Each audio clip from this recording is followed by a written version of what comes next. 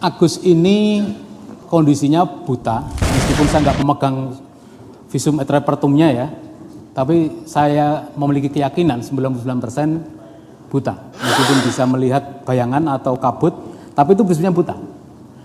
Nah, dalam pengobatan itu sebenarnya saya ingin seperti hari ini ya, siapa yang datang diverifikasi datanya, kalau perlu KTP-nya, difoto kanan kiri depan supaya legal.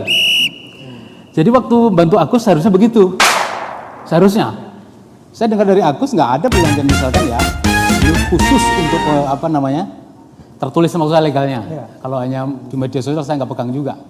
Maksud saya media sosial saya udah tahun 2009 sudah hafal betul ya, donasi-donasi banyak, nggak pernah ada yang ditahan polisi ya, karena orang menggunakan, karena orang kalau ramai di media sosial ya, ramai di media sosial ya, artinya pro kontra, yang kanan ini setuju, yang sana nggak setuju, ada yang minta ditarik, membawa suara para donatur maupun yang donasi. Intinya mereka satunya ingin ini diusut, satunya nggak perlu, ini donasi kok, terserah yang pakai mau dipakai lah. Bedanya Agus dengan yang lain ini ada banyak. Kalau Agus ini masa depan sudah nggak ada. Wow. Kalau saya yang buta disiram air keras, pikiran saya nggak hanya mata. Karena di dokter itu yang diobati meskipun yang sakit mata, satu badan dibawa ke rumah sakit. Secara kejiwaan. Ya, bukan hanya matanya dicopot atau kepala dipotong kemudian diobati enggak, tapi satu badan jiwa dibawa. Oleh karena itu yang disebut sakit itu dua, secara psikis maupun secara fisik. Agus dua-duanya kena itu. Secara fisik matanya nggak bisa melihat, secara psikis nggak seperti saya yang cuma melihat di media sosial sebelumnya.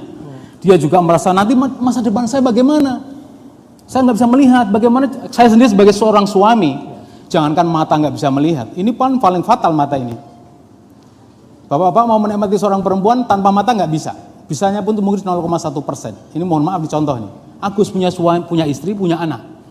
Begitu matanya nggak bisa melihat, yang dipikirkan bukan soal mata saja, bagaimana masa depan saya nggak bisa bekerja, masa depan istri saya bagaimana, siapa ngasih gaji, anak saya bagaimana. Jadi nggak seperti lawyer maupun saya yang semua juru bicara, tapi itu sampai ke jiwa raga dia rasakan. Oleh karena itu, kalau tadi permintaannya adalah secepatnya diselesaikan, kami pun minta dan intinya gampang. Kembalikan uangnya ke Agus, selesai, semua cabut. Itu intinya gampang. Perkara nanti yang akan mempersoalkan Agus nanti berikutnya terserah. Tapi sekarang ini kembalikan uangnya, karena itu kan salah satu laporan yang kemarin yang dilaporkan ke Polda adalah karena seandainya nggak ada kata kita viralkan, no problem, nggak ada ancaman secara psikis. Itu ada kata kalau nggak hari ini akan lapor ke Dinsos, akan saya viralkan. Loh, kata viralkan ini sangat bahaya ini. Bagaimana mungkin mau memviralkan? Dasarnya apa? Kalau di media sosial terus saja bebas asal nggak melanggar ITE. Itu kuncinya.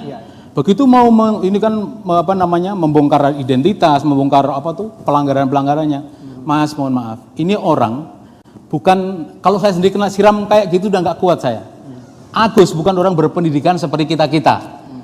Kalau kita menyepelekan dia kok nangisnya kayak dibuat-buat, ya seperti itulah modelnya. Kita melihat CCTV ketika disiram, ya dia seperti itu, kalimat-kalimat diucapkan seperti orang, mohon maaf ya, ngenyek-enyek. Ya kayak dibuat-buat. Enggak seperti itu Agus.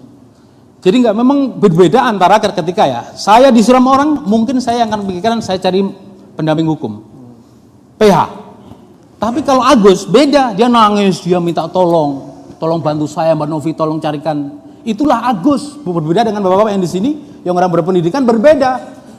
Saya dihantam, kalau kita lihat di TV itu dua orang saling ancam, dia nunggu dipukul. Bukan dia mukul duluan karena ada aturannya kan? Betul, kalau dipukul bisa lapor. Bisa lapor. Agus mungkin berbeda. Ini harus kita sadari.